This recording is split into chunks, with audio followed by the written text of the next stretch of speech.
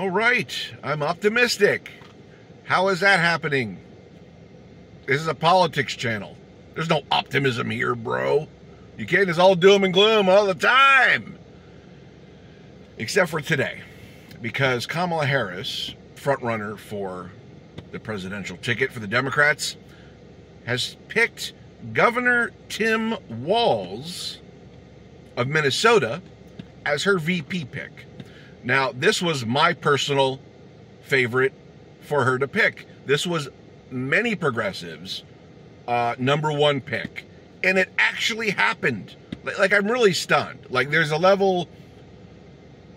Like the Democrats never do anything right. Right? Like, as far as electorally. And they've done two things, amazing things, recently. They got Joe Biden out of the race, and they picked a progressive VP. Okay. They're doing some good things right now.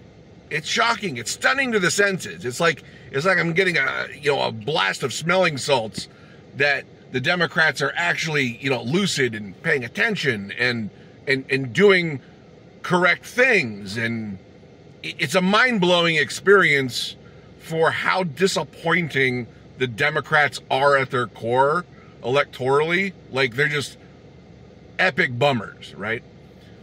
But they did something awesome with getting Governor Tim Walz, and I just jotted down a few of his accomplishments, just a few, that Governor Tim Walz of Minnesota enacted. This is legislation he enacted in his state with a razor-thin majority in the Minnesota Senate. It had +1 seat. He had a +1 seat majority. Most Democrats would not move political capital in a situation where they have a +1 majority. They would say, oh, we got to pander to the center. Oh, we got to lay down to the opposite team. Oh, we can't do anything. We're feckless losers. That's what Democrats usually do, not Tim Walz. Okay, this is just a few of the things that he enacted in his state in the past couple years.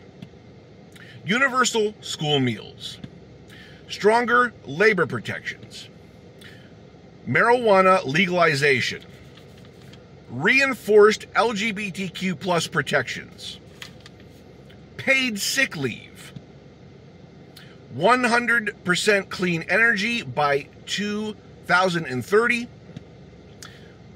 He enshrined abortion rights in their Constitution. He invested $1 billion in housing in Minnesota. He enacted gun safety legislation in Minnesota. Cut child poverty by 35% in his state. And once again, doing that with a razor-thin +1 seat in the Senate as a majority is unheard of. Unheard of. This guy, we've been saying walls deep. We're about to go walls deep. That is some balls deep initiative right there. To just say, who cares? We have a +1 seat majority. We're going to pass everything we want. That's what Democrats don't do. They always bow down and say, oh, no, now's not the right time. Oh, we only have a +1 majority? That means we got to play to the center. Not this guy. He says we got to go for it. And right now, the Democrats at the federal level have to go for it, okay? Because the filibuster in the Senate has to go. And we have to start passing our legislation with a +1 or a +2 seat Senate majority, which Democrats have been absolutely terrified to do because they want the filibuster. They want 10 GOP senators on all major legislation. And that's not going to happen. That's never going to happen again, folks. Bipartisanship is dead. It is long gone, okay? You're not going to get 10 GOP senators on any legislation the Democrats want to put forward from here on out. These people have gone off the deep end. These people are far-right Christo-fascist lunatics. These people are anti-worker. They're anti-women. They're anti-LGBTQ. They're anti-everything we are, and there will never be 10 GOP senators to sign on to any legislation we do. And that's the rule right now. The filibuster says you need 10 GOP senators. Well, this is the inspiration the Democrats need to say, look what this guy has done in the state of Minnesota with a +1 majority in his state Senate. We can do this at the federal level for the American people. There's no reason why we can't do this. We have this experiment. The states are the experiments, right? Okay? That where this guy, this Democrat, has passed this much legislation in a very short period of time with a +1 seat majority. That's inspiration, folks. Even if you don't get it, even if you're not understanding it or processing it, that's what the Democrats need to see and hear. And this is actually what they just signed up for by getting Governor Tim Walz on the ticket with Kamala Harris.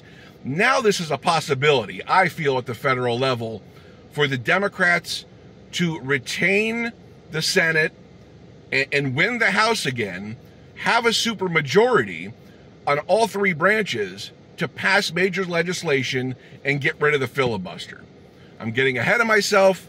I'm really just trying to visualize what this future could be. And it has me excited. Like, once again, I'm excited. I haven't been excited about American politics in years, right? It's been abysmal. It's been a nightmare.